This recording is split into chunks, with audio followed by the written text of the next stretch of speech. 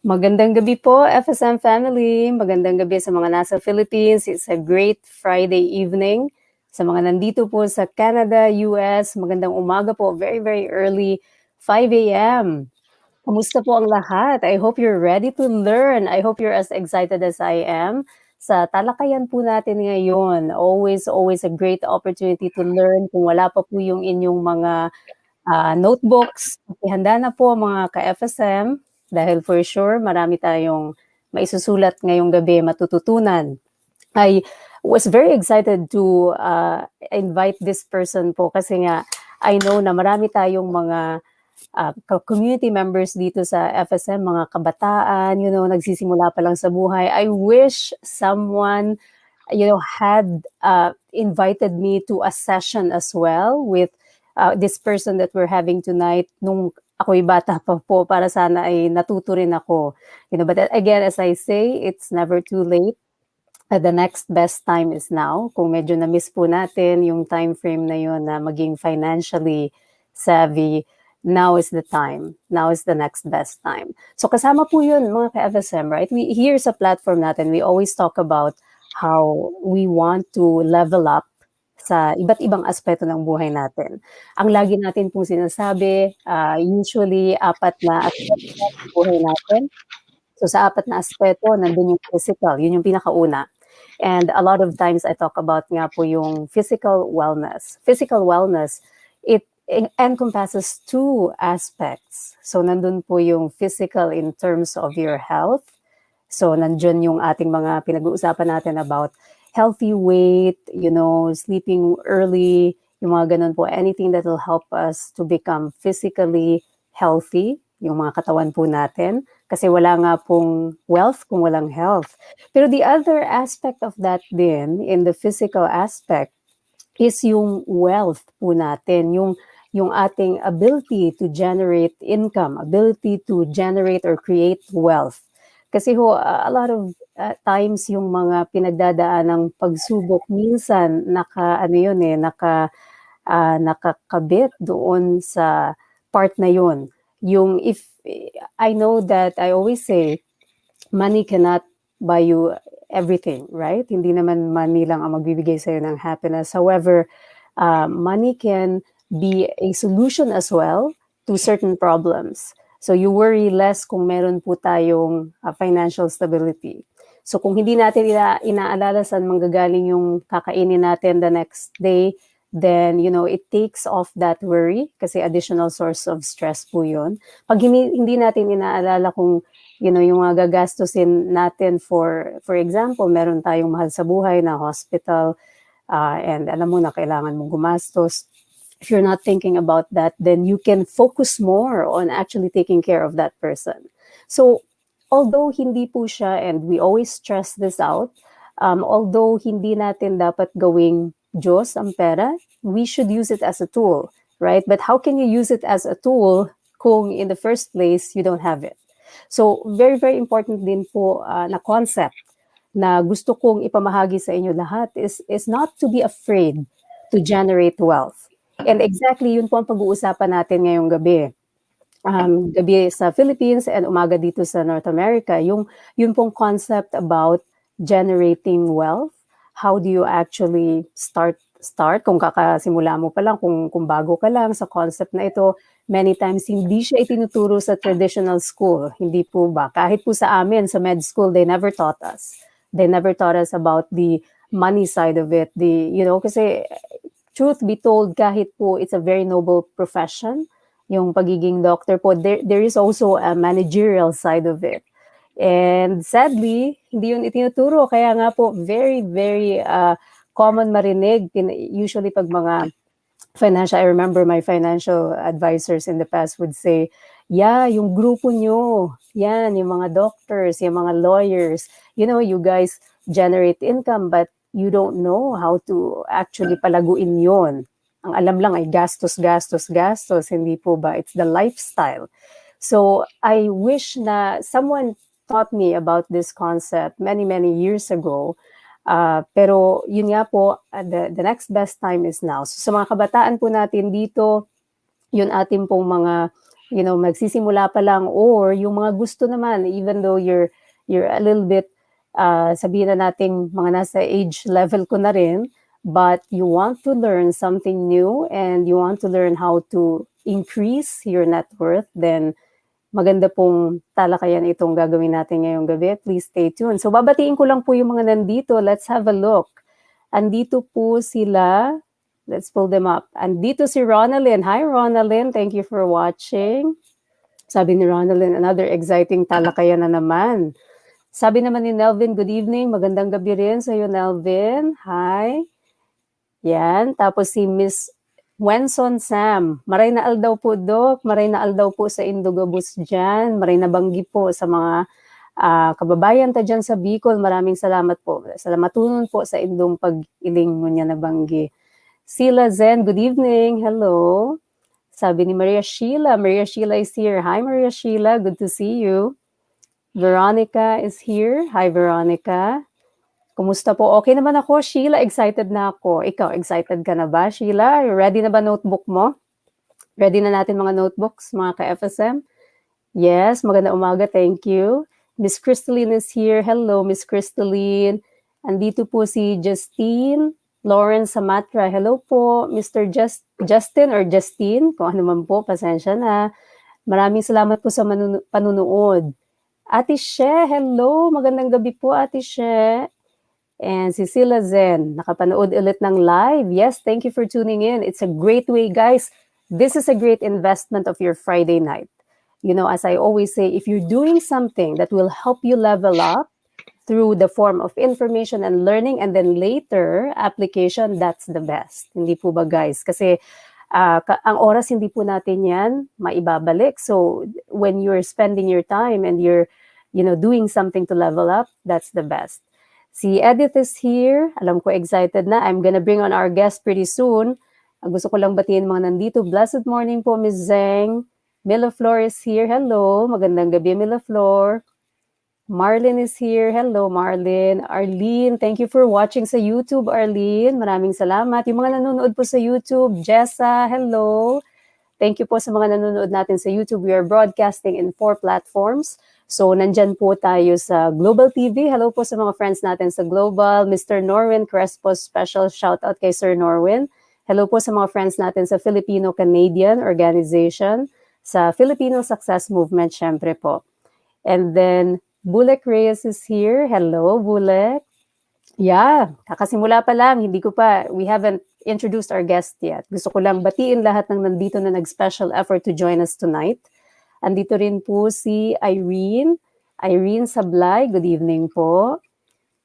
Okay, sino pa po? Ana Ferrer. Hello, Miss Ana. Magandang gabi po sa inyo. Si Mr. Lucio Marcela. Hello po. Hi, Ava Chopdat. Hello. From Lapu-Lapu City, Cebu. Yan, we'll give our guest a chance na batiin din yung kanyang mga kababayan mamaya. Excited na daw si Ava. Hello. Yes, si Maria Elizabeth. Hi, Elizabeth. Ready na ba notebook natin dyan?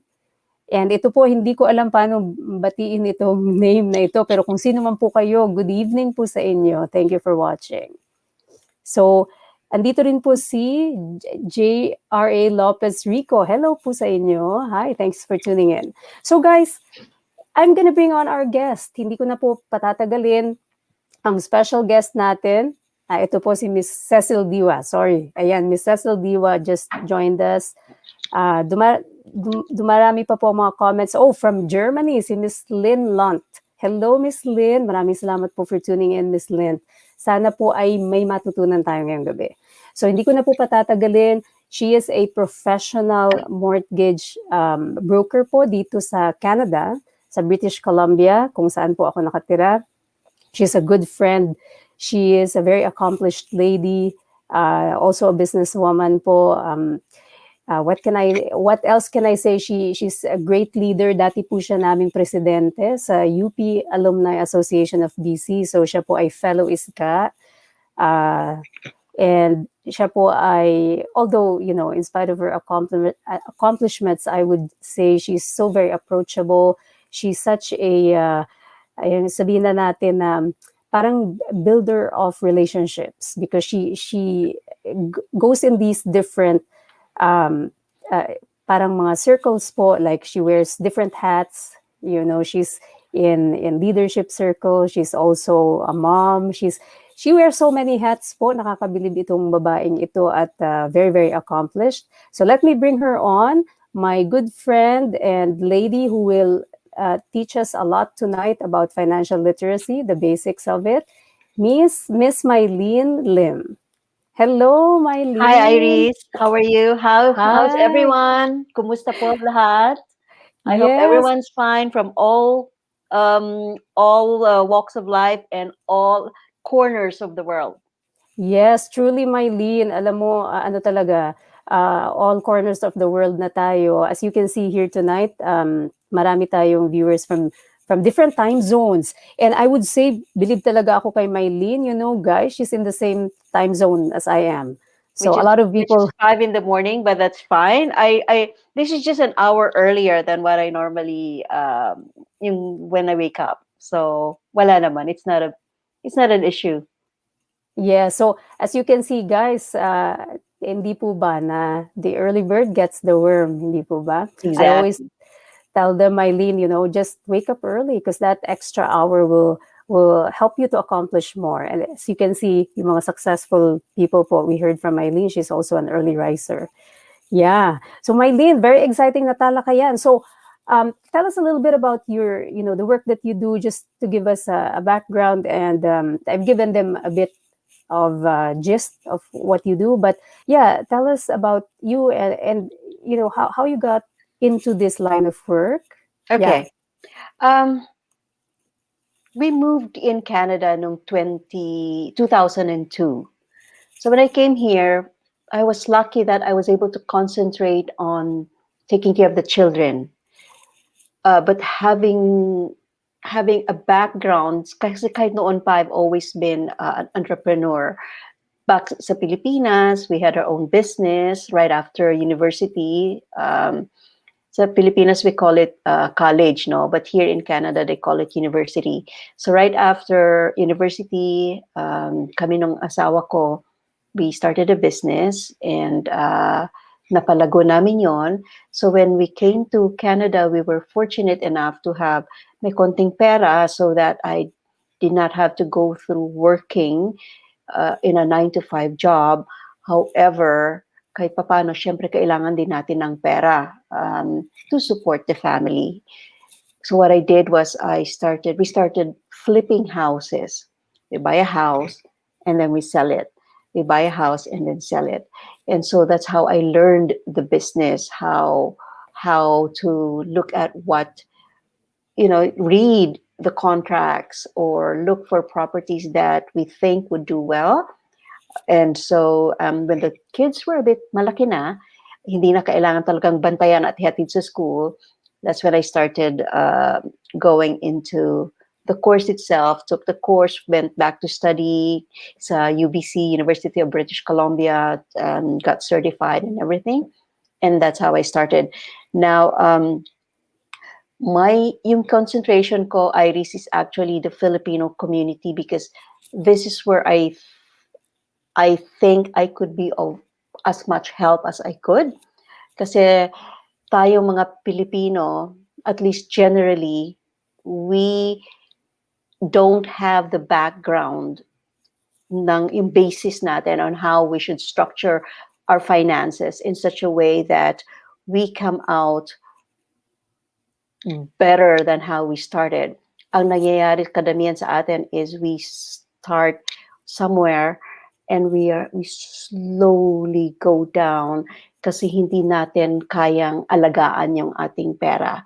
So when I start with my clients, nakikita ko kaagad kung saan sila, which means that I have to reform, guide, and teach them to move them in a position wherein maganda yung kanilang platform where they are and move forward. Because you have to understand, having a property, that's the biggest investment you can have. It's also the most costly expense. If you want to call it an expense, I call it as an investment. Pero kung hindi ka na sa position wherein you can take care of that and the other aspects of your finances, hindi ka makakatulog. You will always have financial worries kung paano mo ini-meet. So that's when I also guide you, ganito lang pwede mong gamitin for your housing, set aside this much for other things, para you have a very whole and comfortable situation. I love what you said about yung reform. Wow. Alam mo, sobrang ano, I think, you know, we are with the same thinking. Kasi nga, nakikita natin yung situation, right? And even I myself, I was in that position before. Nung hindi pa po ako aware, syempre, sabi ko nga, ang atin pong financial education actually comes from yung mga pamilyang kinalakihan natin. And most of the time, kung hindi ka galing sa entrepreneurial background, kung ang mga magulang mo, and this is not to, you know, to say na better kung magulang mo ganyan. Well, hindi naman po sa ganun. Ibig lang sabihin kasi, kung ang kanilang field, hindi po ba, yung kanilang specific field is entrepreneurial, mas kahit pa paano, may alam silang paano patakbuhin yung pera. Hindi lahat, pero most of them do.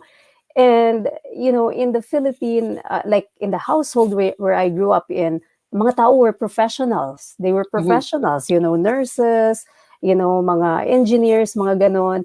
And so, ang education na naibigay lang sa akin, and I think ganun din katulad yung mga karamihan sa atin is, you know, you just go to school, and you make money. We didn't really invest. Hindi ko narinig yung word na yun. Mhm. We had properties. And so, ang ganda nitong sinabi mo, Mylene, about reforming. Kasi Mhm. nga, you know, and also your dedication to serve the Filipino community kasi doon mo nakikita yung need, di ba? Dahil, especially, nandito na po tayo. So, yung mga ating pong mga nanonood, mga kapwa immigrants, mga OFWs or immigrants po, nakikita ko dito, meron tayong mga viewers. I think I saw someone. So, sabi ni Miss Christy, good morning daw from Ontario. Yeah, thank you in advance daw, Miss Mylene. Yeah, tayo mga imigrante po or kahit yung mga nasa Philippines man na magsisimula pa lang, I heard na nagmamahal na yung real estate sa Philippines and all that. It's great po to learn about this concept of investing. Hindi lang po yung you make money and then wait for the next paycheck, right? There should be this mindset. And very, very exciting kasi Miss Mylene has prepared some wonderful slides for us to start us off in this pathway of you know, financial literacy. So Mylene, I think we should thank you for that intro. I'm You're really welcome. excited to learn. I have my pen and paper ready here. So mga ka-FSM, we will start off po. Miss Mylene will be sharing with us yung kanyang prepare po na slide. She's been so generous to take the time to get all this information, condense it in a way na maintindihan po natin lahat. And so, Mylene, I think I'm gonna get, Yeah. I'll pull up your slides and we can start, ano? Okay. So, andito na po ang slides ni Miss Mylene. Okay, so let's go for it. We're gonna listen sa kanya pong sharing tonight. Batiin ko lang yung mga nandito, Mylene, while you're Okay. getting that ready. Yeah, good morning daw po, Miss Mylene, sabi ni Miss Veronica. Eager na eager matuto si Miss Veronica na maging financially savvy. And sino pa po ang mga nandito? Watching from Sweden. Hello po. Miss Haylene, I don't know how to say it, pero kung paano man po yun, maraming salamat po for tuning in. Sabi naman ni Miss Crystalline, nice naman po Miss Mylene, alam niyo po agad kung saan mararating ang pera. I think ang galing niyo po humawak ng pera. Yeah, we're gonna learn so much from Mylene tonight. Si Jessa, napapanahon po, gusto kong matuto kung paano mag-manage. Perfect timing, Jessa. Make sure you've got your pen and paper ready. Sabi po ni Miss Sarah, Matsuo, good evening po. Maaga po nagluto para maaga po kami makapag-dinner para mapanood po at ma-forward, ma-share ko din po ito. Oh, thank you so much, Miss Sarah. Iris, Thank let me you. cut you Yeah, first. I can't seem to put my, I can't share my screen. we have it. Okay. I see your slide. Yeah. Kung hindi, it's okay. What we can do is we'll do this. Why don't I stop my screen and you share it? Yeah. Okay. Let's see. I-share mo ulit. Yeah, I'm just Hang on. gonna read. I removed it for a while. Just share it again. Okay, here you go. Hang on.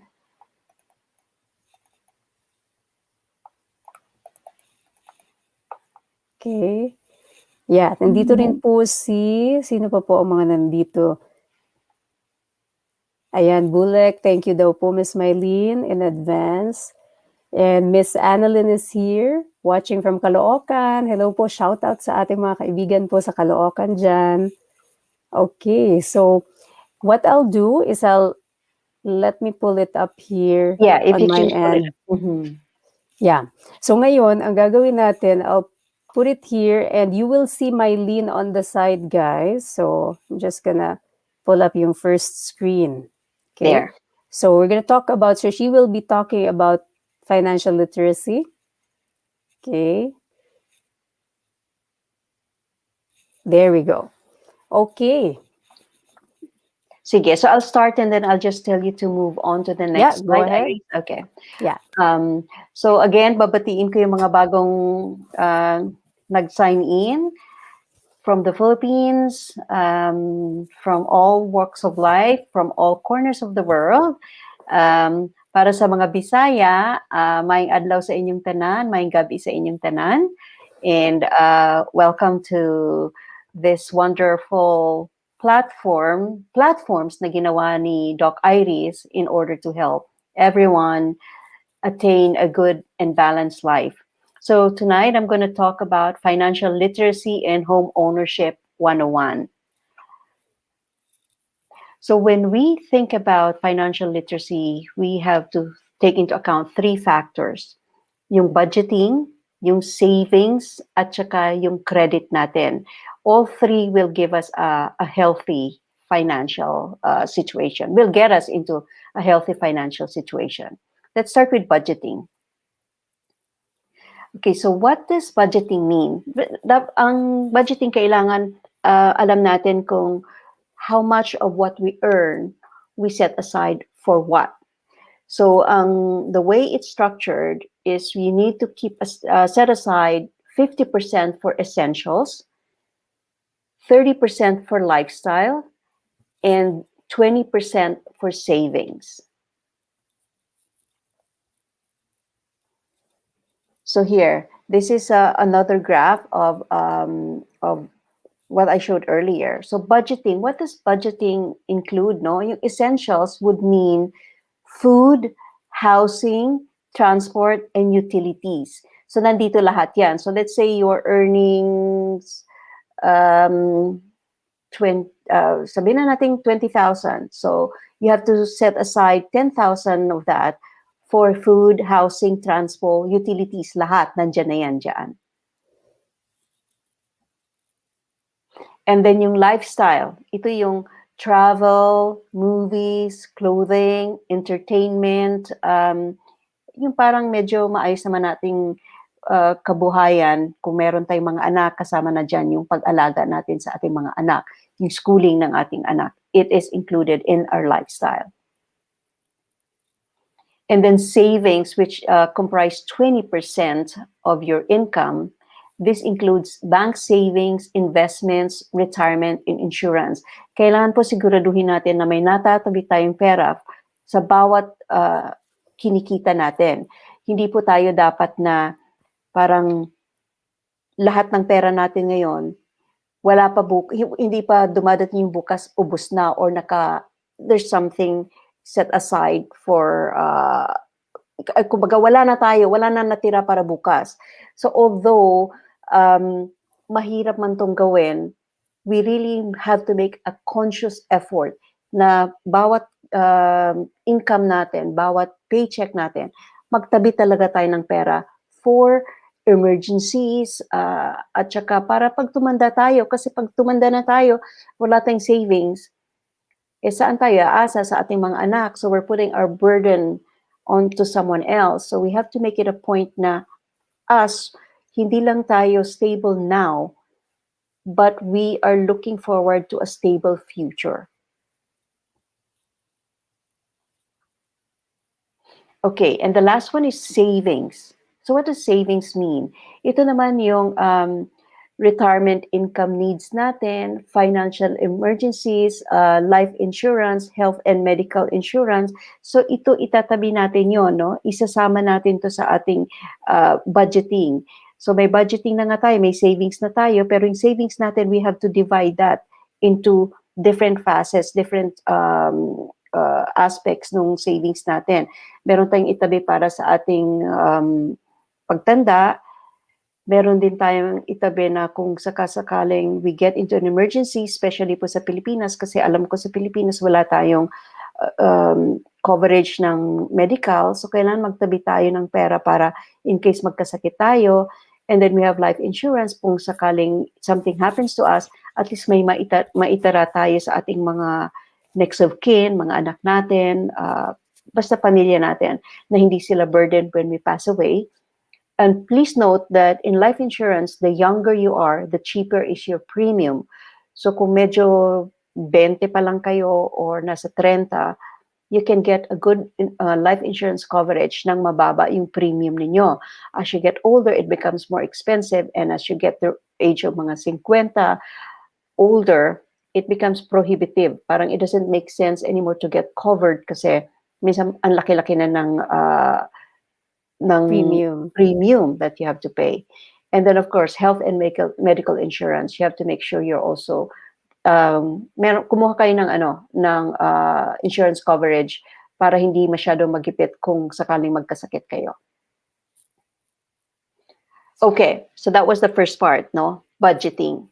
Ang second part natin is credit, how you should take care of your credit. So at least in North America po, and I know it's being implemented na rin sa Pilipinas, they want to look at how you take care of your money. Credit is basically your habits. So yung credit is divided into 5 structures, no? May tinitingnan silang 5 aspeto. Payment history is 35, amounts owing is 30, length of credit history is 15, new credit is 10, and types of credit is 10. So what does it mean by payment history? It is basically, how do you pay? Do you pay on time? Do you pay the minimum amount every month? So this is very important now. Wag ninyo itong kaligtaan. Note down that this is the amount you pay when you need to pay. So para hindi kayo magkaroon ng mark na may late payment kayo, because it pulls down your credit right away. Amounts owing. Ang basically yung gusto nilang makita is kung meron kayong, let's say, credit limit of 10,000, lenders do not want to see na max yun, 10,000 ang ginagamit mo every month and you have a balance of 10,000. They're more comfortable seeing that you're staying within 50% of your credit limit para alam nilang hindi ka sagad, hindi ka gapos. How do you say that? Gapos, yeah, or gipit, yeah. Gipit, yes. So they want to see that. And then the next is the length of credit history. Ayaw ng mga lenders makita na baya-maya nag-a-apply kayo ng bagong credit and then you close down the other one kasi hindi na nila mabantayan kung how you've been taking care of your previous mga accounts. Gusto nilang makita, let's say, 5 years, 10 years mo nang minimaintain itong credit card na ito at saka maganda yung ginagawa mo, yung habit mo in the payments. And then new credit. Ayaw na ayaw ng lender na nakikita bawat buwan or every 2 months you apply for a new credit. Again, it makes them nervous na parang baka you are biting off more than you can chew. And then types of credit. Ayaw nilang credit card lahat. Gusto nilang makita, meron ka ring car loan, meron kang mortgage loan, student loan, if ever. So because each one has a different way of paying. So they want to make sure that you as a whole know how to pay different kinds of mga kautangan. Okay. So this is just something that I put down. For credit, building a credit history is a must, especially kung meron tayo dyan who are nasa Pilipinas or in other parts of the world na gustong mag-migrate to North America. Dito, hindi po kayo nakagagalaw kung wala kayong credit history. If you have nothing to show, no lenders will lend. So you have to start building your credit. Dyan pa lang sa Pilipinas, if ever, kailangan mag-structure na kayo at saka you get into the right habit.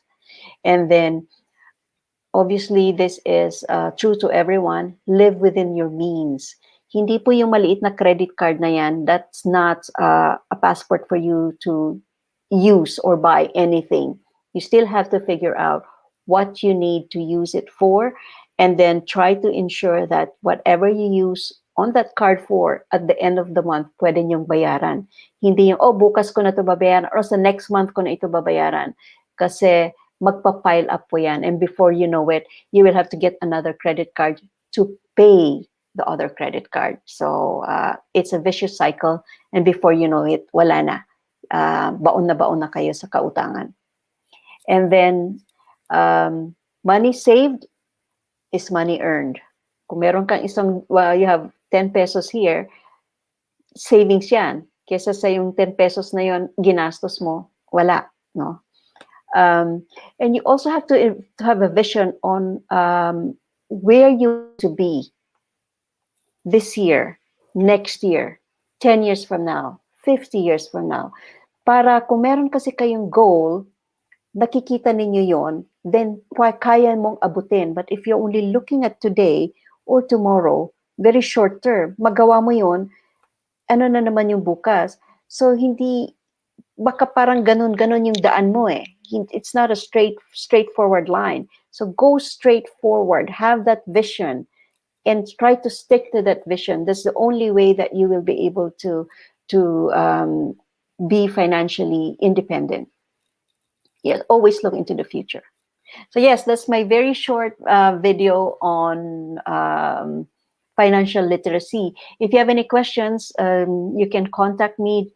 I have my information, or you can contact Iris or use a platform, different platforms ni Iris, and I will be more than happy to answer them for you po. Yeah, for sure. So, Mylene, yeah, so yun yung first part ng presentation ni Mylene, and we will be expounding on a few points there. So, for sure po, we'll give you all the contact details. Mylene also has a Facebook page. She has and she gives very, very important tidbits po doon. So, kung hindi pa po ninyo nakikita, I linked it out dun sa poster po niya, yung kanyang Facebook page. Click on that link po. Later on, when I post her pearls, I'll also link it out. Just like what we do with our previous speakers, please go to their pages. Matuto po tayo doon, manood tayo. Mylene, I know you put out some videos. Matuto tayo. These are small tidbits of information na maaari po nating yung magamit sa atin pong journey ng financial literacy. And I really, really encourage you guys. I'd like to expound on a few points here, Mylene, kasi you shared such great pearls that I think kailangan talagang malaman at matutunan ng mga kabataan natin ngayon, kasi no one else will tell you guys. And so let's expound on that. But before we do that, batiin ko lang, I'm just gonna pull up some of our mga comments. Mylene, batiin ko lang si Ate Claire. Hi, Ate Claire. Thank you for tuning in. Miss Nelia Fernando is here. I think she's in Russia. Hi, Miss Nelia. Kumusta po? Maraming salamat po sa panunood. Andito rin po si Annie G. Passion. Hello po. Hi daw, Miss Mylene. Si Miss Melanie is watching from Teresa Rizal. Maraming salamat po for tuning in, Miss Melanie. Andito rin po si Jennifer from Quebec. Hello, mga kapwa po Filipino-Canadians. I see some people are watching from Ontario. I know we have some friends in Calgary. Kung saan man po kayo naroon. Pag meron po kayong mga kakilala dito sa BC at kailangan po ng tulong sa kanilang mortgage needs, andyan po si Miss Mylene, paki-refer na lang po. We're more than happy to connect them with her. Miss Elizabeth is here, watching from Rizal. Maraming salamat, Miss Elizabeth. From Bicol, kamusta po gabos? Again, mga kababayan ko po dyan sa Bicol, kamusta gabos kamo? Sana po maray ang sa indong banggi. Yes, salamat po sa panunood. Ana Ferrer, sabi ni Ana, marunong ka raw mag-Bisaya. O, di ba? Batiin mo, Mylene, ang iyong mga Ay, Ana, kumusta? Asamang ka sa ato may buntag diha, may gabi diha. Mayo sa unta nga inyong mga lawas o tanang pamilya nga you're in good mayo ang inyong kabutangan. Ang mga alam mo napapansin ko sa mga ano, mga taga Visayas ang gaganda rin. Oh, 'di Ano, ba? parang gaganda yung mga taga Cebu, mga ano, tingnan niyo naman si Miss Mylene, look at her. Ah, She's so beautiful. kaya Ano po, maganda meron yung araw nagbati ko. dito, eh. Sabi may nagsabi dito, Mylene, hindi ko na makita, ang dami kasing comments. Sabi ang ganda daw ni Miss Mylene, para daw Oh, 'di 30 ba? years old. Ay Oh, naku. 'di ba? Yeah. We have another friend from Canada, si Miss Mercy is watching from Nova From Nova Scotia. Scotia, medyo malamig. Yes, medyo malamig. Ano, Miss Mhm, Mercy, keep bundled up, ingat po kayo diyan. And sabi ni Miss Marlene, ayan po, gusto kong invest na business apartment po. So una po, bibili po muna ng lupa. Yeah. Sabi nga ni ano, talking about that, sabi nga ni Mylene kanina, right? You guys should have a goal.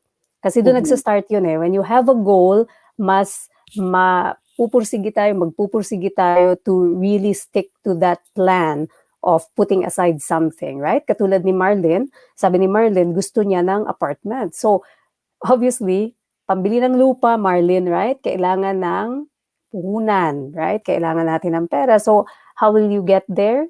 Katulad nga ng sabi ni Mylene, yung no, don't keep this vision na parang for ngayon lang. Yung mga, Mylene, usong-uso sa kultura natin, lalo na yung mga kawawa naman nating mga OFW, mga seaman, and ganun, yung one day millionaire mentality. mhm, Buong taon kang mhm, naghirap doon sa barko, you know, yung malayo ka sa pamilya mo and then uuwi ka ng Pilipinas, buong barangay pinainom mo, right? mhm, mhm, mhm. Naubos mo lahat yung pinaghirapan mo, kahirap-hirap na, you know, Yeah, or hindi man, you know, seaman, kundi mga OFW, ganun. Daming humihingi, di ba? One day millionaire mentality. that's true. Alam mo, isipin ng mga kadamihan sa atin is, once you make that step to invest into something, we call it forced investment na kasi you have to pay monthly. So your Mm. brain is structured in such a way na alam mo kailangan mo magtabi ng pera for that. So somehow a lot of us dito sa North America is they say, ay ate, they normally call me ate. Kaya mas bata sila sa akin o kaya matanda sila sa akin ate, no? Ate Mylene. Kasi, ay ate, next year na lang ako bibili kasi wala pa sa budget, no? But if you really think about it, there's never really a time. There's never a good time to invest. There's never a budget unless you consciously go out of your way to make that budget, to make it happen. Kasi kung hindi mo, you don't take control of your life or how you're gonna invest your money, someone else will control that for you. Katulad ng sabi ni Doc Iris, you know, you earn so much, nakatabi na yan. Pero isipin mo, nako, pag uwi ko sa Pilipinas, pakainin ko ng ganito, kailangan ko bilhan ng perfume si ganito, yung chocolate na ganito, you know, all those things. Before you know it, yung pera mo, wala na, ubus na. You know, bakit nung, this is what a lot of my friends say, kung sila naman nasa Pilipinas, hindi naman nila ako pinapadala ng pera, bakit naman ako kailangan ko silang padalhan ng pera? Or why do I have to make a big party for the whole barangay, samantalang kung nandun naman ako sa Canada or wherever, sa Saudi, wala naman silang pinapaparty sa aking mga kamag-anak, you know? So, yes, it's okay to give something, but you have to keep some for yourself, for your future. So, yun muna isipin ninyo, okay, okay, itabi ko to para sa bahay ko, itabi ko to para sa investment ko. Whatever is the difference, then it belongs to your 30% of your lifestyle, no? Itabi mo yon. Pero yung 50% mo ng income mo, alam mo na yun para yan sa bahay mo, sa kabuhayan mo, then stick to that. Wag na yung one time uwi ako sa Pilipinas, hindi okay lang to kasi minsan lang naman to mangyari sa isang taon. Pero you add it up. Mag-a-add up yan yung mga minsan na yan, isang beses lang to. Pag i-add up mo yan, really consciously look at how much you're spending for these things, pwede na sigurong down payment mo yan, pangbili ng lupa, no? Or pang down payment mo in a few years for a house na, where you can live. Ang ganda ng sinabi ni Mylene, and I want to take a little bit of time Dahil ito po yung isang bagay na, again, from pait ng experience that I want everyone to really be conscious of, and I wish na hindi ninyo magawa yung same mistake. I always take the time to talk to my patients, Mylene, about this kasi ang dami ko mga patients, syempre mga Filipino-Canadians, right? Ang pera na uubos kakapadala. So, I'll talk to you guys in two ways. Number one, dito sa mga kapwa natin OFW, mga kapwa imigrante nandito, makinig po sa sinabi ni Miss Mylene. I'm just gonna pull up yung banner again. Guys, you have to really, really like memorize this thing. Maari po siyang magbago depending on sa inyong yung parang tinatawag nating position din. Kasi like for example, for me, Mylene, right now, this is a bit different. Like I would have more savings, pero this is a very very very good way to start. Ito pong graph na ito na binigay niya na always keep in mind that there should be this part, right? Itong 20% na savings na ito, nandyan siya to begin with, and then yung 50% essential, syempre yung ano mo yan yung talagang every month, money out mo talaga yan. And then dito sa lifestyle choices, dito na lang po ninyo ipasok kung gusto ninyong magbigay. Pero kung mapapansin ninyo, 30% lang po iyon. It's not, like it shouldn't be the whole, yung trinabaho nyo ng isang buwan, padala lahat. Right? Kasi you're not doing anyone any credit when you do that. What I mean by that is, yung mga tinutulungan po ninyo, it's okay to help out once in a while, pero pag sinanay po ang mga kamag-anak, ang mga kung sino man yung mga tinutulungan ninyo na nakaasa sa inyo at nakadepende, what are you teaching them? Ano ba ang itinuturo niya? Dependence, right? Hindi na sila tumatayo sa sarili nilang paa. At the same time, sa inyo naman, it's very, very bad kasi kung may mangyari po sa inyo, asan po yung nakatabi ninyo? Wala kayong emergency money. Who's gonna take care of you? Sinong lilipad papunta sa inyo? Kung saan man kayong banda ng mundo naroon, sinong lilipad at pupunta doon sa inyo para alagaan kayo kung magkasakit kayo? Health, lucky tayo dito sa Canada, walang gastos yung hospitalization, but still, guys, right? So, twofold, doon naman po, so yan yung message ko sa mga kapwa namin imigrante, and I'm a little bit harsh about this kasi I learned about this the hard way. Kaya I don't want you to make the same mistake. Kaya I'm so passionate to talk about this. Don't make the same mistake, guys. Okay? Now, doon naman sa mga kamag-anak, yung mga nandyan sa Philippines. Akala nyo may kamag-anak kayo sa abroad, hingi dito, hingi doon, kung ano-anong pinapabili ninyo. Hindi po kami namumulot ng pera dito. Okay, lahat po yan ay pinagtatrabahuhan. Lahat po yan dito, napakarami pong bills and bayaran. Yung sahod, nakita niyo yung graph ni Miss Mylene, the sahod goes to things like, big things like for example, mortgage. It eats up a big chunk ng regular employee dito. It takes up a big chunk ng money nila. So, bago po kayo humingi ng latest cellphone, kala nyo yung kamag-anak nyo sa abroad ay dumudumi ng pera, think twice, think 3 times. Bago kayo maghinanakit, hindi sa inyo nakapagpadala yung kamag-anak nyo, ang sarap-sarap ng buhay nila doon. Hindi nagpadala ng ganito, gusto ko ng bagong cellphone, gusto ko ng bagong shoes, yung mga tagta 20,000 pesos na sapatos. Maghunos dili po kayo. It's not that easy po. Hindi nyo alam, ang ibang kamag-anak nyo are doing 2, 3 jobs. Right, Mylene? May kilala ka ba ganun, Mylene? Oh, yeah. 3 Ang dami jobs. kong 3 jobs. And that is just for them to be able to pay for their mortgage or their rent. Alam po ninyo, akala natin walang mortgage, wala namang bahay. Renting actually in Vancouver or in BC is more expensive than paying for mortgage. Ang daming hindi kasi maka-afford ng down payment to purchase a property, so nagre-renta sila. But they are paying more than 50% of their income. Renta lang yun. And you're not talking about a house. You're talking maybe of a basement or a one-bedroom apartment lang, no? Grabe yung mga rental. So, yes, as sabi nga ni Iris, don't think na just because yung mga kamag-anak natin ay sa North America or wherever na they're earning dollars and therefore they are making a lot. They may be earning dollars, but they are spending dollars also. So, yung pera nila, wala yan. Ubus din yan. So, if kung meron man silang maibigay sa inyo, maraming salamat po. Pero on our own, sa Pilipinas, we have to become financially independent din po. Yes, I love what you said, Mylene, especially yung sinabi mo rin kanina about, itong part na ito. Kung natatandaan niyo po, 'di ba, sabi nga niya, meron tayong savings kasi the savings should go for this, itong part na ito, guys. So, yung sinabi ni Mylene na you have to think about yung future mo kasi you don't want to depend on your kids as well, right? I think isa yan sa mga ano ng kultura natin na hindi ito uso. Itong number one na to, nakikita niyo po itong retirement income needs. People don't think about this. Dito sa mga ganitong countries or sa ibang bansa, uso yan. People really think about their retirement. Merong mga, although hindi naman lahat din, no, Mylene, nag-ano talaga dun sa retirement.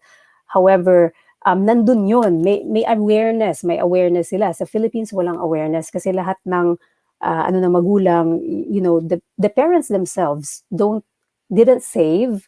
And so, nung pagtanda nila, and not that it's wrong, don't get me wrong po, isa yan sa mga strengths ng kultura natin, yung atin pong devotion sa ating mga elders, yung mga sabihin natin lolo natin, mga nanay natin, tatay. And if it already happened na wala nga talaga silang na-save, then that's okay. You can help them out, lalo na kung magulang mo yan. However, moving forward, do not commit the same yung parang it's not hindi mistake kundi yung parang same na lack of vision. Do not commit that same lack of vision na yun na ngayon din hindi rin ako magtatabi kasi may anak naman ako, right? Ang anak niyo po hindi po yan caretaker, ano po, hindi tayo nag-aanak para later on ay suportahan tayo, right?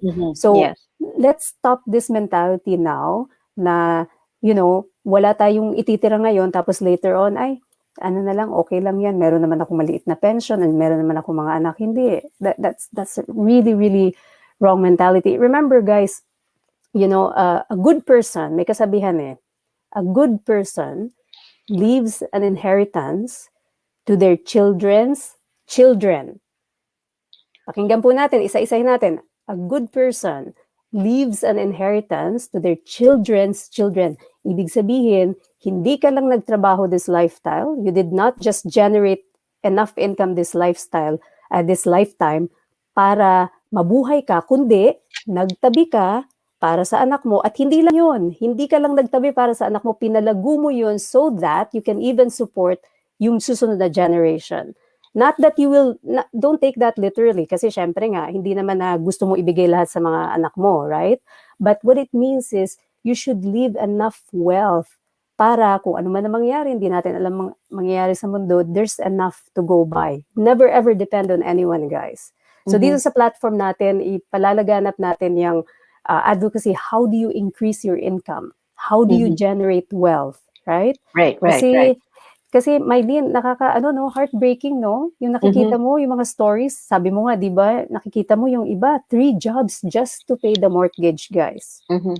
Tatlong trabaho. Ano bang feeling nung 3 jobs? Have you ever had like 3 jobs, Mylene? I've never really had. No, I haven't, but I see from my yung mga kliyente ko dito sa Canada, no, sa North America na I would call them up. Ay, ate, nasa trabaho ako.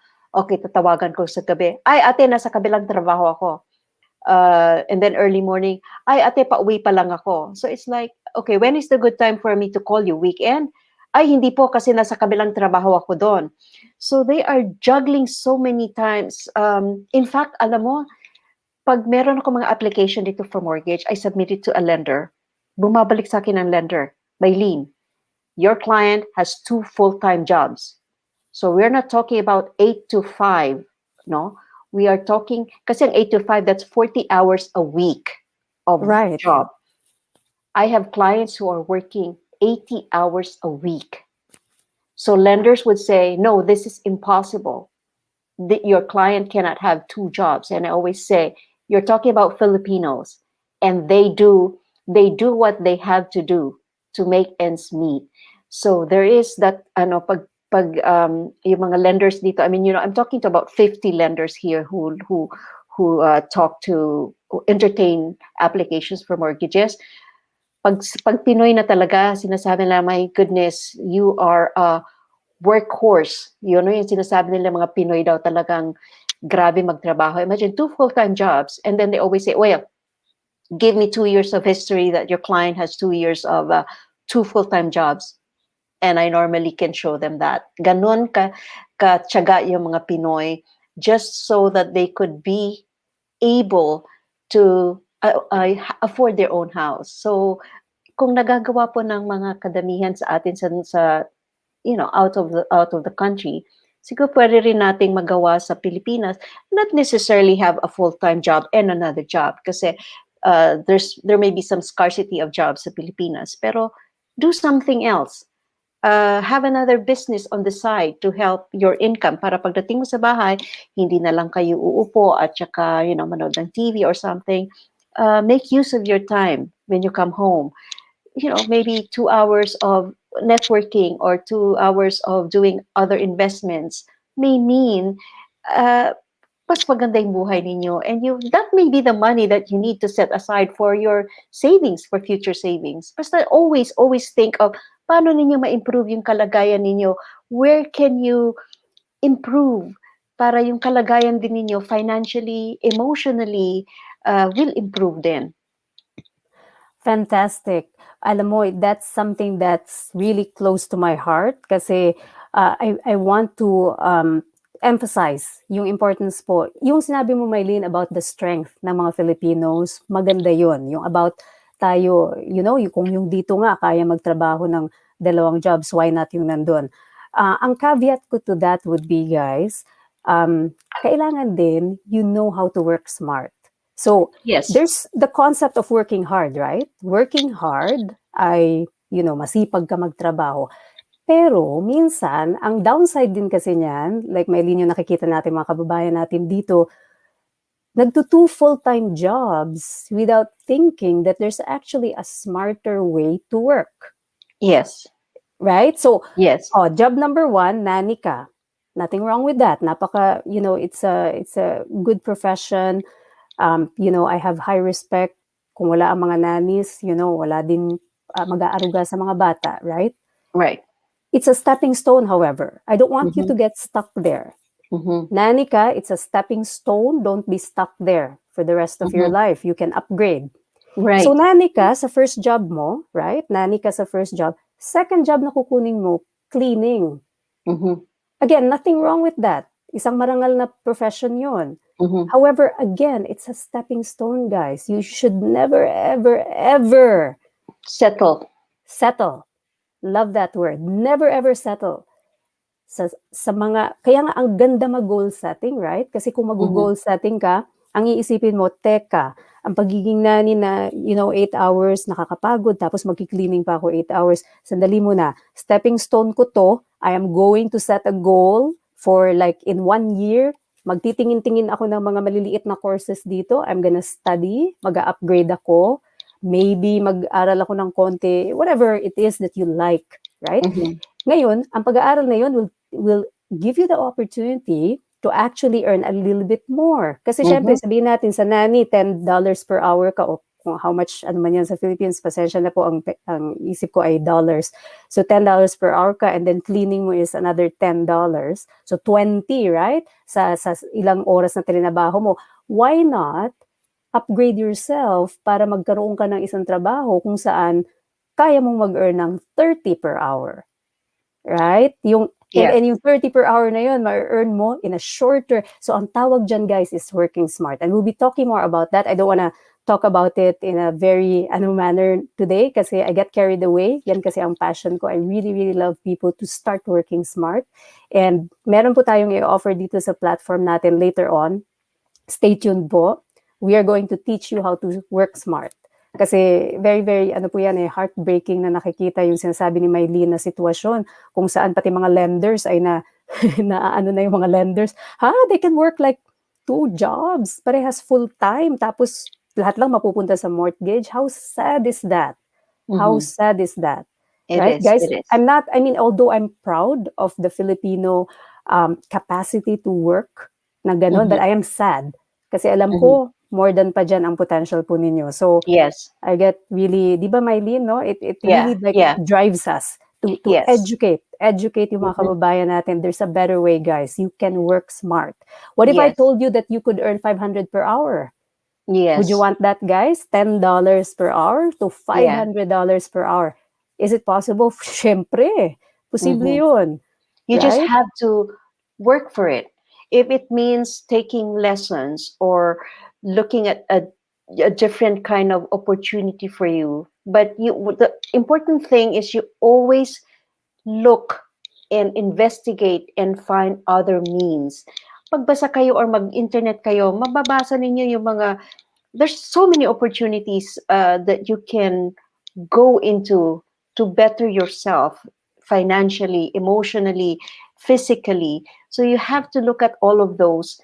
Don't stagnate. Never just sit back and take what's given you as your what you are owed in life. No, you have to move and make your own path. You have to set your own path and go forward. Huwag tayong umupo at saka be happy with what we have. Kasi while we're sitting, the world is is getting bigger and our world is becoming smaller if we do not move and try to create something for us. The world will not move for us. We have to move the world. Kung hindi tayo gumagalaw, yung mundo natin, it's like a glass. Lalagyan mo ng tubig, mapupuno yan. Pero kung merong bato doon, the water will just be around that stone, right? Ganon din tayo sa buhay. Kung tayo hindi, we are non-existent, at tatabunan tayo ng mundo. Before you know it, wala na. We're nothing. And we don't have anything to show in life. So what we have to make sure is sige lang, find a way for you to make your own path in this world. Never wag lang tayong maging kampante for what we have right now because we have so much potentials. There's always a chance for us to improve in life every time. Every time, small things. Don't don't get overwhelmed na ako gusto kong magkaroon ng I want to be a millionaire. Yes, you can be that. But first you have to earn yung first peso mo, first dollar mo. How are you going Oh, to I earn that? love that. Right? I love You have to that. earn that. You cannot go there. You cannot jump 10 steps up. You have to take the first step, the first ladder. You go, go, go, go. Palaki ng palaki yan. Parang yung pyramid. Dito ka. Umpisa ka dito. And then before you know it, exponentially, lumaki na ng konti. Lumaki na, lumaki na, lumaki na. But you cannot expect to be up here when you're down here. You have to take the steps and always don't get overwhelmed. Kasi, again, pag may overwhelm ka, you won't start. Hindi ka magsa-start kasi feeling mo, I can never achieve that. But if you go one step at a time, before you know it, naabot mo na kung saan mo anong gusto mong maabot. I love that. Ang ganda nung so ang daming sinabi ni Mylene ng mga magaganda doon, guys. So have you been taking notes? Ako, nagte-take notes ako when I'm, listening to her. Unang-unang sinabi niya that I loved actually speaks about yung ating movement. 'Di ba? Sinabi niya move. You do have to move. Hindi gagalaw ang mundo for you, but you have to make it happen.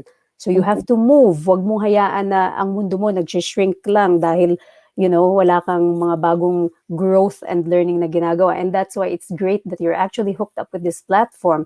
Kasi dito we're really enticing you to grow in different ways. Hindi po ba? Sa pang-araw-araw ninyo na nakakasama nyo kami dito, like today, we are expanding our knowledge about financial literacy, about setting goals for, financial freedom. First step pa lang po ito.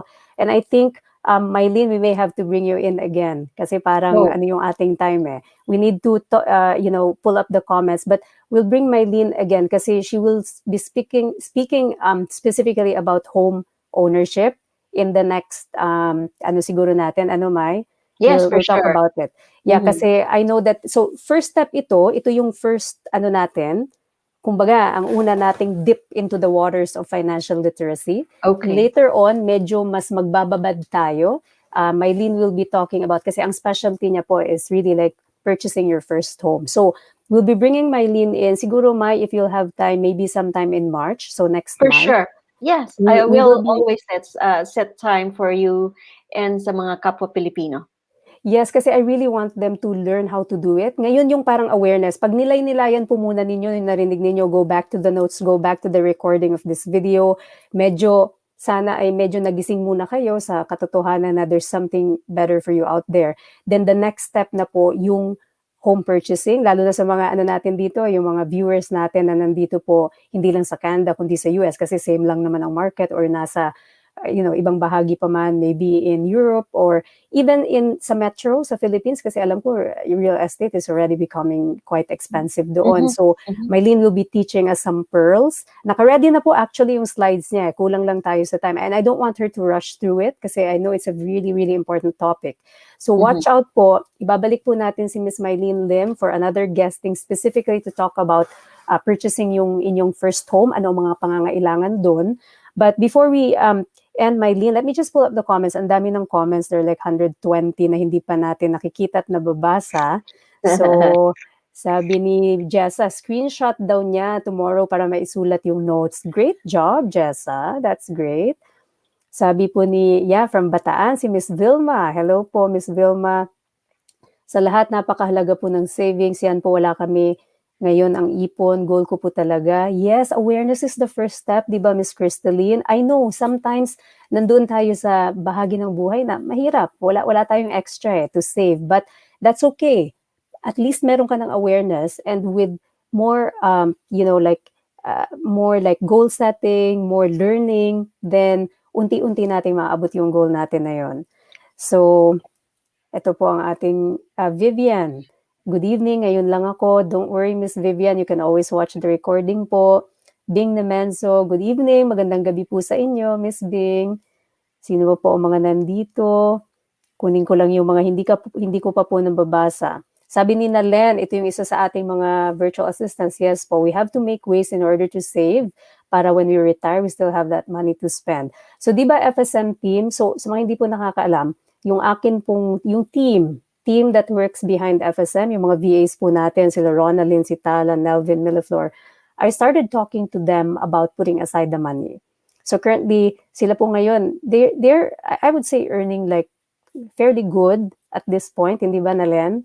So they're starting now to realize this concept na, oo nga, no, nagtatabi na sila. So I'm really like happy that, this awareness is starting sa ating mga bata pa kasi ito, Mylene, sila Ronaldin, Okay. they're young, and I'm so happy to help them in the pathway na, they're earning this money, working virtually, and they're able to put aside kahit papaano, may natatabi na, right? And so it's a great beginning. So very, very exciting. And I hope na matulungan din kayo mga ka-FSM later on sa mga programs na ilalabas natin. Sa FSM Business Opportunity po na ilalabas natin, we really hope to help you make more income. So watch out po. Si OnStore Sean, hi Doc and Ma'am Mylene. Hello daw, Miss Mylene. Sino pa po ang mga nandito? Sabi ni Miss Sylvia, naghahanda na po ako ng goal setting upang di maghingi sa aking mga anak. Great one, That's Miss Sylvia. fantastic. Yeah. May isa pa po tayong viewer from Quebec, Miss Tetet Guevara. Hello po, Miss Tetet. Maraming salamat for watching. I hope po meron kayong natutunan tonight. Always a great way to learn po, pag may mga bagong, yung mga concept na hindi, sa atin, it's great to learn new things. I started to invest and save 5 years ago. Good for you, Judith. Buti naman. Fantastic. Yeah. Sabi ni Nalen, yes po, I have savings na nakatabi. Sabi ni Marlene, abangan daw niya yan. Yes, yung business opportunity. So guys, business opportunity that's coming from FSM para matulungan kayo to expand your income.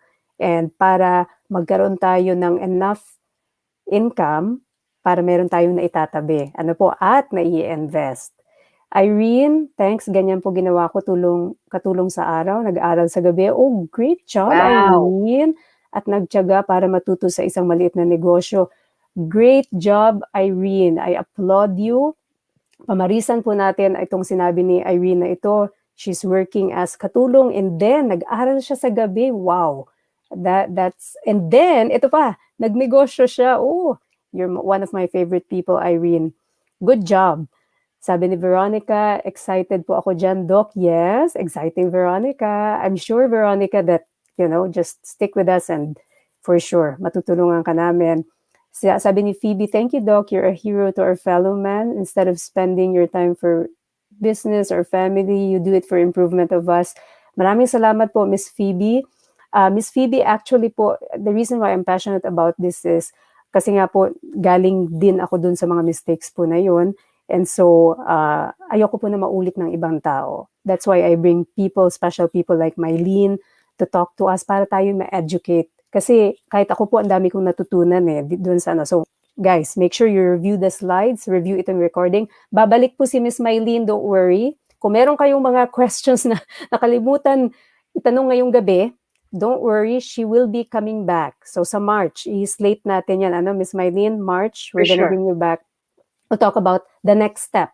Home ownership naman po pag-uusapan natin. And then sabi ni Janet, thanks for sharing daw.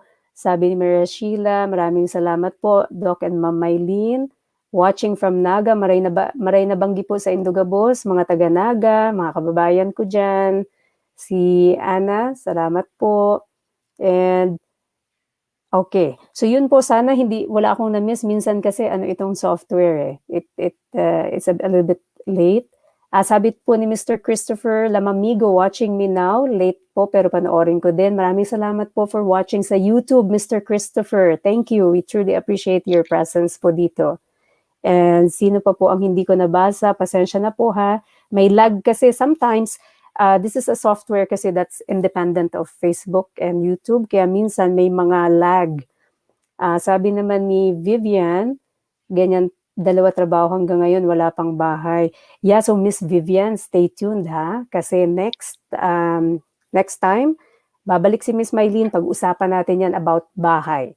Matuto tayo from the expert, paano nga ba tayo, how do we reach that point where 2 jobs tayo, walang bahay, how do we get a bahay? Di po ba? So, it's easier actually. It's easier than what a lot of people think. Basta there's proper guidance, yeah. Exciting. So narinig po ninyo yon, basta may proper guidance, easier than what people may think. So exciting po. Abangan po, okay, sa March, ang next guesting ni Ms. Mylene. Mila Flor, thank you once again, Doc, for creating this platform. Ito po kasi yung sinasabi ko na hindi ko kayang explain sa ibang friends or relatives ko abroad. Oh, yeah. Thanks for sharing, Mila Flor. Thank you for watching sa YouTube. Okay, so kung hindi man po nabasa ang inyong comment, sino po ang gustong magtanong kay Ms. Mylene? Can you please put it in the comment po? Kung may gustong itanong a specific thing about investing or yung natutunan po ninyo ngayong gabi, please put in inyong yung question po ninyo. Pakilagay lang po dito before she goes. Sabi ni Miss salamat daw, sabi ni Melvin. Sabi ni Miss Lulu, ito patient ko to. Miss Lulu, I'm excited, Doc, for the next discussion. Siguro nag-typo ito. Miss Mylene po, hindi Miss Nylon, Miss Lulu. Thank you daw, Miss Mylene, for all the guidance. Thank you, Miss Lulu, for watching. Si Miss Lulu, ang isa ko sa mga patients. Maaga gumising yan si Miss Lulu kasi nag-workout. Yes. So, sabi ni Veronica, gustong-gusto ko po talaga matuto ng ganito. Yeah, so guys, kailangan talaga. There's no other way. Sabi nga ni Mylene, di ba, para kang bato. Pag you don't move, you don't learn, you don't grow, hanggang dyan ka na lang. Also, the other critical part, I think, Mylene, which I think we've talked about this before as well, it's who you surround yourself with as well. Of course, yes. Yes, that's very important, yes. Di ba may kasabihan, you become the average of the 5 people you surround yourself most with. Anong ibig sabihin nun, mga ka-FSM? Ibig sabihin po nun, kung kayo ay nagdo-double job ngayon, so ilagay na lang natin into practical application po. Kung kayo ay double job ngayon kasi yun ang ginagawa ng mga kaibigan nyo, at yun lang ang gusto nila at wala kayong mga kaibigang nagla-level up, maybe it's time to think about, hindi naman na i-get rid mo sila, but to expand your network. Hang out with people like Mylene and me. Hindi po. Hang out with people na gusto nyo pong matulungan din kayo to magkaroon ng kakaibang way of thinking. Kasi kung mag-hangout kayo lagi dun sa mga kaibigan nyo na ganun din ang ginagawa, you're not going to expand. Hindi po kayo mag-grow, wala pong mangyayari. Sasabihin lang, tali ka, magkuskus tayo dun. why not hang out with people, no, halika magnegosyo tayo dito, right? Mhm. Kasi guys, you really become stuck with the people, same people you hang out with. Kaya ngayon, with the advent of technology, napakaswerte na natin. Kasi we meet people, we're able to create communities like dito sa FSM, right? Meron tayong community ng FSM. Nakikita niyo yung mga postings ng mga tao, nag-healthy living sila, naengganyo rin kayo. So, hindi na tayo limitado sa yung ating ka-hangout ay yung physical na lang. Total, COVID naman ngayon, di mo rin Mhm. makaka-hangout yung mga Mhm. usual mo, right? Ngayon, meron na tayong virtual hangouts. So, piliin po yung kwalidad ng hinahangoutan ninyong lugar. Like yung mga hangout nyo na virtual, is it helping you level up sa apat na aspeto na yon? Particularly ngayon, pinag-uusapan natin wealth. Yung pinag-hangoutan ba ninyo, nag-uusap ba dyan about leveling up sa inyong wealth creation? Kung ang sagot po ay hindi at panay mga ano lang dyan, you know, time wasters, then it's time to rethink. It's time to remove yourself from certain groups. So it's who you hang out with po, mga friends. Very, very important po yun. Para tayo mag-level up, kailangan yung maka-hangout natin, level up din yung mga kaisipan nila. Kasi Mhm. kung ang level down sila at ipupull ka pababa, stop hanging out with them. Okay, guys? Very important po yun. Kaya ako, I hang out with Mylene eh. Di ba, Mylene? Uh-huh. Right?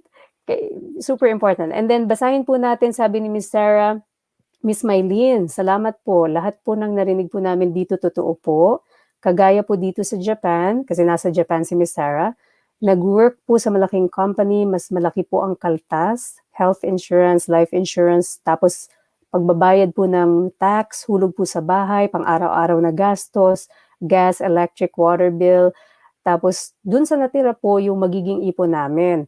Tapos nagpapadala po sa family natin sa Pinas, kaya lagi ko po yan papaintindi sa family ko sa Pinas na lahat po tayo mag-ipon. Tatanda po tayo.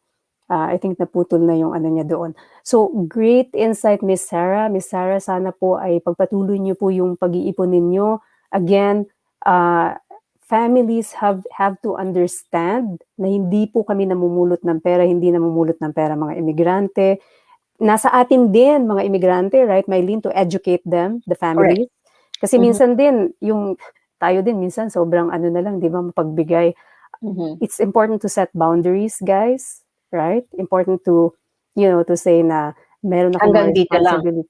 Exactly. Like sinabi ni Miss Sarah, daming bayarin, right? Parang Mhm. katulad din dito, tingnan ninyo, sabi niya, ang daming kaltas, ang dami pong bayarin, daming bills na hindi lang alam ng mga tao.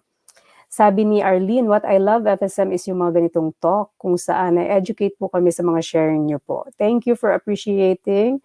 Nandito rin po si Miss Mary Ann. So I think, Mylene, we will bring you on again For kasi sure. we've gone over the time. So yung mga hindi po nakapagtanong, again, please write your questions lang o yung mga hindi nakapag-comment. Sa susunod pong talakayan, babalik si Miss Mylene, tuturuan niya tayo how do we get ourselves in that position. Magpapa-reform po tayo kay Miss Mylene. How do we get ourselves in that position kung saan tayo ay may purchasing power na po to buy Yes. our first home. So, yung mga taga-Canada na late na po ito mapapanood, don't worry. I'm going to post a poster po dyan sa Filipino-Canadian organization. Kung hindi nyo pa po na-follow si Miss Mylene, she has her platform. Sa Facebook po, she gives tidbits doon. May mga videos po siya doon. I highly, highly encourage you. Po-post ko mamaya yung kanyang link. Paki-follow po siya doon sa page niya, especially yung mga nandito sa Canada. Yung mga may kamag-anak naman na nasa Canada, share nyo po yung kanyang page. Instagram, nandun ka rin, Mylene, ano, I Instagram? believe so. I'm not very active in Instagram, pero yes. Yeah, so Instagram. And then, do you have a YouTube na ngayon, Mylene? I just started thanks to you, Iris. Again, you have to be with people you want to learn from. So, see, Doc Iris was telling me you have to have a YouTube because I'm not very good technologically. So, I try to shy away from that. I actually, parang allergic ako dyan. Something that I've refused to learn to do. Pero, it's something that I need to do. I know. Sabi ni Doc Iris, you have to overcome those difficulties and so you can move forward. So ngayon, I'm just slowly learning and I hope to be more visible in the future. Yes. Kasi ang daming matutulungan po. That I'm pushing Mylene because I know that she's gonna help out a lot of people. I know that. Alam ko na maraming magigising, maraming matutulungan. So I told her, Mylene, you have to put yourself out there. So ano rin po sa YouTube channel niya, subscribe din po doon. Marami tayong learnings doon. And yeah, she'll be back next month. So watch out po mga ka-FSM. Medyo late na sa inyo. Magandang gabi na lang po sa lahat. Any last words, Mai, before we wrap up? Just look forward, focus in the future, and try to set a goal for you para sa future that will guide you on how you move today para ma-attain ninyo yung inyong mga goals sa future. I love it. Yeah. So, yun lang po mga ka-FSM. Good night, everyone. Good morning sa mga magsa-start pa lang ng araw. And level up po lahat. Hatak pataas. Bye for now. Bye-bye!